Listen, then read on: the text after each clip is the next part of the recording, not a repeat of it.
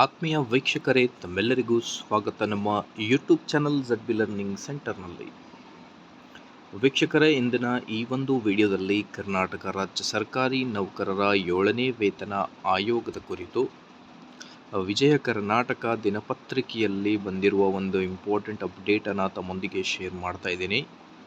ಇದರಲ್ಲಿ ನೀಡಿರುವ ಮಾಹಿತಿ ಪ್ರಕಾರ ಸರ್ಕಾರಿ ನೌಕರರಿಗೆ ನಿರಾಸೆ, 7ನೇ ವೇತನ ಆಯೋಗದ ಅವಧಿ ವಿಸ್ತರಣೆ ಸಾಧ್ಯತೆ, ಸದ್ಯಕ್ಕಿಲ್ಲ ವೇತನ ಪರಿಷ್ಕರಣೆ ಎಂಬುದು ಒಂದು ಇಂಪಾರ್ಟೆಂಟ್ ಇನ್ಫಾರ್ಮೇಷನ್ ಕೆಲವು ದಿನಗಳ ಹಿಂದೆ ಪ್ರಕಟವಾಗಿತ್ತು. ಸೊ ಆ ಕುರಿತು ಒಂದು ಚರ್ಚೆಯನ್ನು ಇಂದಿನ ಈ ಒಂದು ವಿಡಿಯೋದಲ್ಲಿ ಮಾಡ್ತಾ ಹೋಗೋಣ. ಅದಕ್ಕಿಂತ ಮುಂಚೆ ವೀಕ್ಷಕರೇ, please like, share and subscribe to my channel for all the latest update.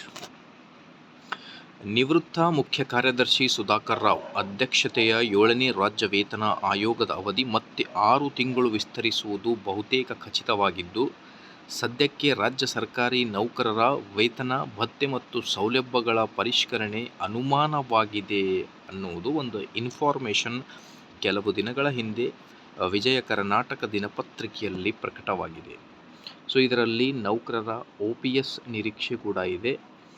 So ಸರ್ಕಾರದ ಲೆಕ್ಕಾಚಾರಗಳು ಏನಿವೆ, ಅದರ ಜೊತೆಗೆ ಸಿದ್ಧವಾಗಿದ್ದ ಆಯೋಗ ಅನ್ನೋದು ಒಂದು ಇಂಪಾರ್ಟೆಂಟ್ ಅಪ್ಡೇಟ್ಗಳು, ಅದರ ಜೊತೆಗೆ ಮತ್ತೆ ಮಧ್ಯಂತರ ಪರಿಹಾರದ ಬಗ್ಗೆಯೂ ಕೂಡ ಇಲ್ಲಿ ಒಂದು ಇಂಪಾರ್ಟೆಂಟ್ ಇನ್ಫಾರ್ಮೇಷನ್.